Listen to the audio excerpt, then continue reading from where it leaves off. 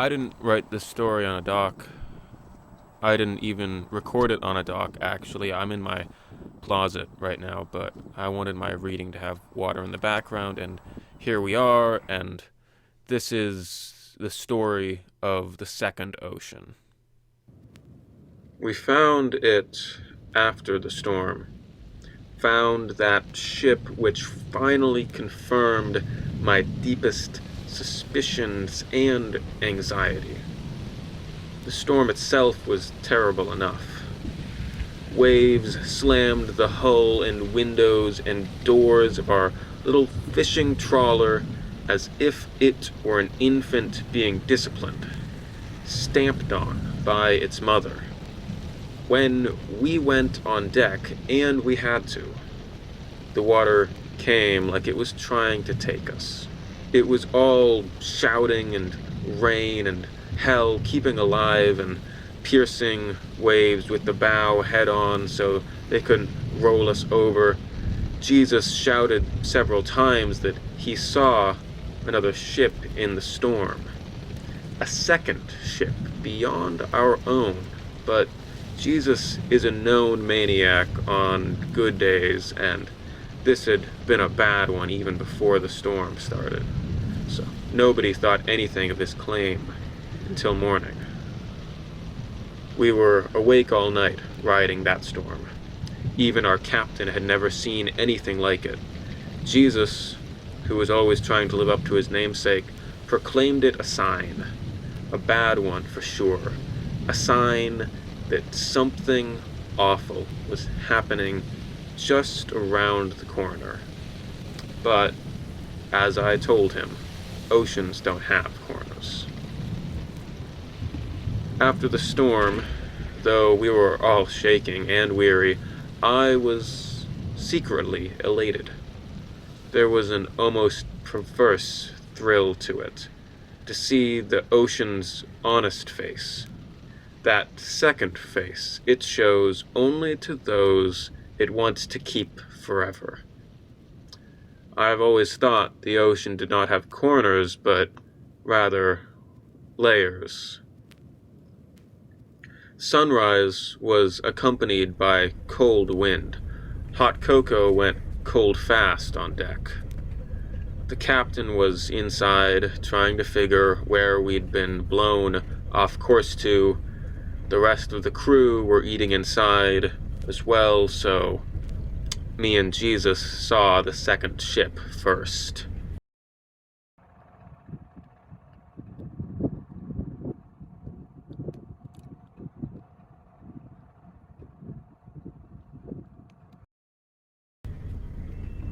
That second ship was a sailboat, clean white with high sails. It slid ghost-like across the now mirror-calm ocean surface. It didn't respond to radio or a megaphone, and there wasn't anyone on deck. After short discussion, we piloted carefully to its port side, tied the ships together with mooring rope, and went aboard.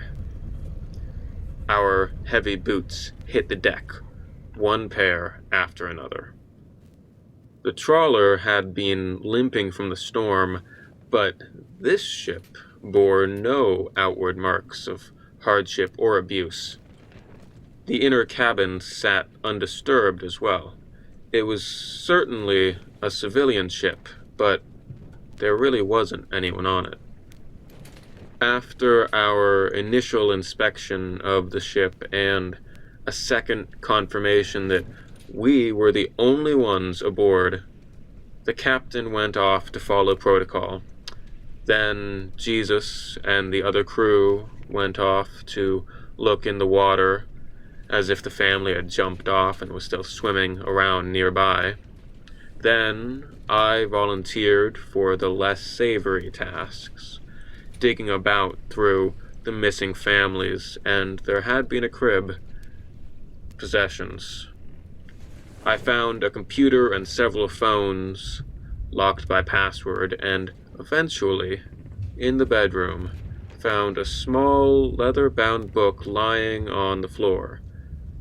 First, I thought it was the ship's log, so I was surprised at how little was written. Only a few pages in careening handwriting, and I became surprised further when I began reading.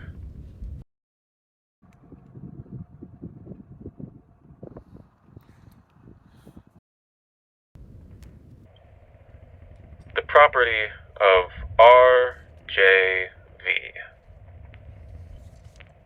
I've been told journaling settles a restless mind, and mine has been in constant tidal motion for almost a decade now, though I'm afraid it's for good reason. While in motion, it is possible to avoid certain truths I've learned, and I worry what might happen when they settle fully into my consciousness, but it is too painful to live in this constant state of befuddlement, to be living only half in this world when our full daughter is in the crib only feet away. So I will settle, finally, and see where I fall. I've always believed that under this ocean there is another, a second one, like the Black Sea Undersea River, like brine pools, and that particular tourist spot in Cenote Angelita where me and Susanna met. I've believed this fact for years, even before I met the man with cinderblocks, that brave pilgrim. Yet, after another decade spent on the water, I now know it is true. I know it even more keenly than when I worked as a saturation diver fixing oil pipelines at the bottom of the ocean, and keener still than when me and Susanna worked together as scuba guides. I know it, but keep it secret. I haven't told Susanna about the man with cinderblocks or anything else, but I suspect she already knows. I believe I whisper it in my sleep, when my sleeping mouth puts it in her sleeping ear, as if I am saying in my sleep, "Listen, there's a peculiar thing which convinced me the second ocean exists. A pilgrim, a man with cinderblocks, a man who walked into the ocean and did not come back. I met him at a beach in LA. The sun was going down. There was almost nobody about. The lifeguard was dozing in her high chair. You had left, Susanna, though only just. You left to get shaved ice with a friend, and were about to return at any moment, so it is only good fortune you did not meet him as well." I imagine I say things like this into her sleeping ear. That pilgrim, carried a cinderblock in each hand. He walked into the ocean and did not stop walking until the tips of his neat business yuppie hair went under. He did not come back out. This happened at an LA beach 10 years ago. I still remember it. I was lying belly down, back exposed. He walked up so close, I could have reached out and touched his ankle. As he was passing me, he stopped, as if in shock. I twisted, looking up. We had very similar appearances. This was shocking and frightening to me as well. I don't think you could have picked us apart in a lineup except for his button shirt, tie, and gelled hair. We made a little conversation and became comfortable with one another very quickly.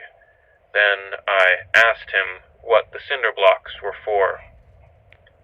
He said they were for getting home. I asked where he was going. Home, of course. I asked what he meant. Looked around. You know, home. It was a long day at work. He said that.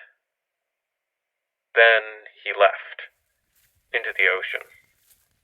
Something kept me from stopping him, even from calling for help, and the beach was very quiet. I was sure we were the only ones on it except for the sleeping lifeguard. I watched him walk. First his feet splashed among shallow waves, then his knees, crotch, black tie and suit collar, neck, mouth, nose, eyes, then he was gone. Susanna and her friend came back with their shaved ice, and were too busy talking with each other to notice my own disturbed mood. I hope she never finds this. I'll throw it in the ocean after I've finished, and then everything will be settled.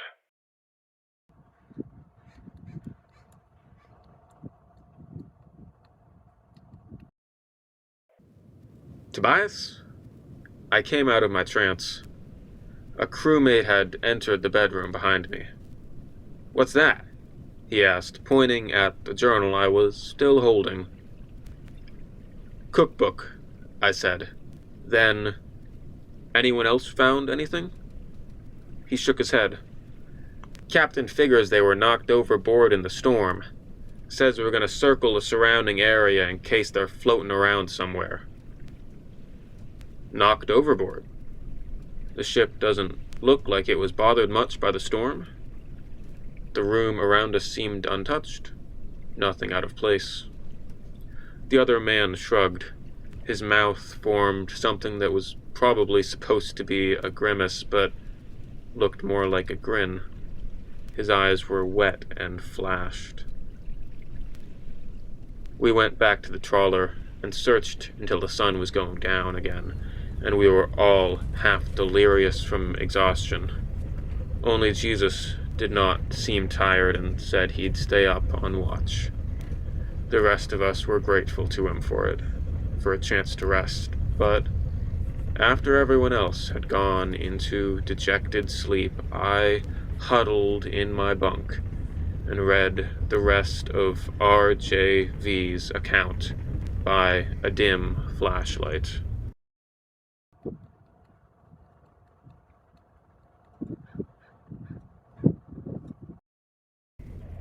Someone took a video. There's a video of a man on a nearly empty beach drowning himself in the ocean. It went viral overnight. Then it came on TV news the day after. Susanna said it was terrible. Shameful how someone took a video of it without doing anything. And shameful how the lifeguard was sleeping. She had eyes in her own phone at the time as she said this, and didn't see when the video shook across the beach. And there I was, in the background, on national television, lying on a beach towel and watching a man drown himself in the ocean. There was an odd look on my face I do not remember wearing. I could not tell if it was a grin or a grimace. I turned off the TV quickly.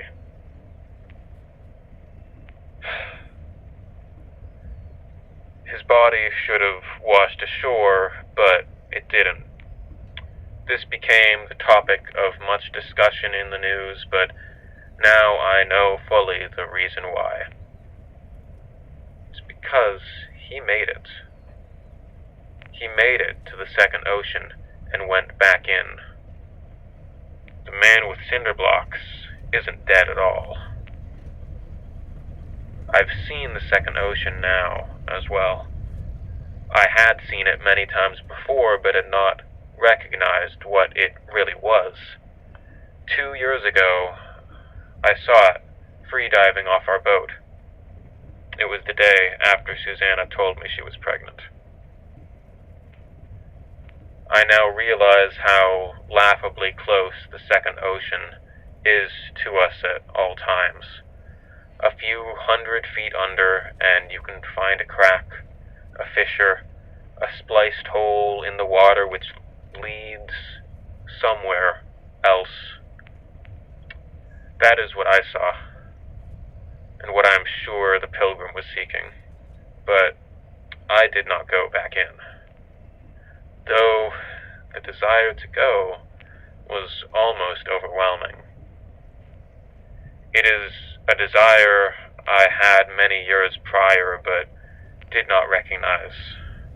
Perhaps it's always been here, living somewhere between my groin and the underside of my tongue since the day I was born.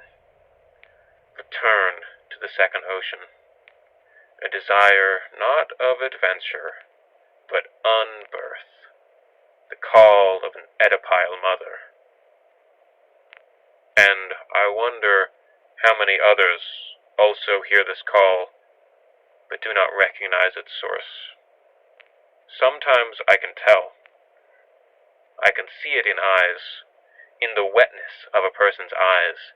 It is not uncommon for me to lock eyes with a stranger, and us to exchange a glance and a nod and a motionless salute. Acknowledgement that we both have this secret knowledge bubbling within us, and that they are soon to go back home. But I see a little of the knowledge, the desire, in everyone. Eyes are wet by nature, you see. I haven't been able to sleep on dry land for some time now. Now I can hardly sleep in me and my wife's bed on this boat. It rocks like our daughter's cradle and drives me mad. Go. Don't go, my wife tells me without word or glance. Come here. Don't go there, my wife begs without sound or conviction, because she has heard it as well. Despite my best efforts to never tell her this story, every morning I look into her eyes, and they are green as bull kelp and wet as anything. I know she has this desire too, but has either a stronger desire to remain, or does not yet know where the call comes from. It is more frightening than anything I can imagine. Seeing her eyes in the morning and finding them as wet as my own, almost as if to give me permission to flee back into that second ocean and leave behind everything here.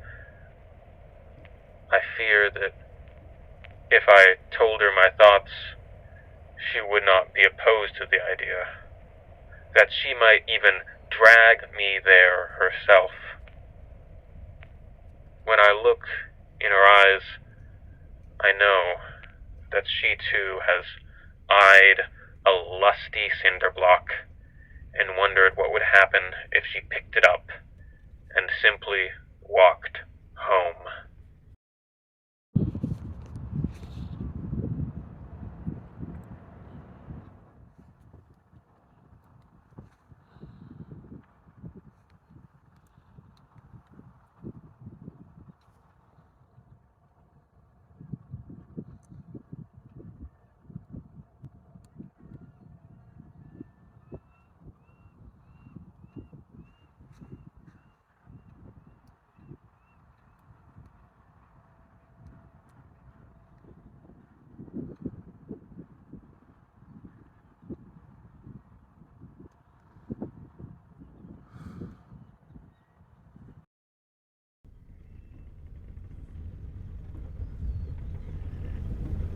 I did not move for several minutes.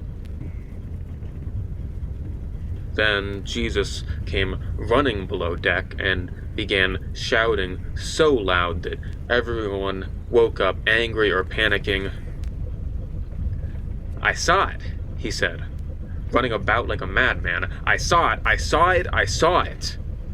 And He seemed almost ready to tell us exactly what he saw, but then struck his head on a low beam and fell unconscious and bleeding from his forehead. After sleeping a dozen hours, he wouldn't say anything about it at all, but we were all sure he'd seen the bodies. Seen them floating past, bloated and nasty in the beam of a flashlight. His own eyes were sopping, dripping, soaked full as if by tears. The captain and everyone else agreed it really was a terrible tragedy.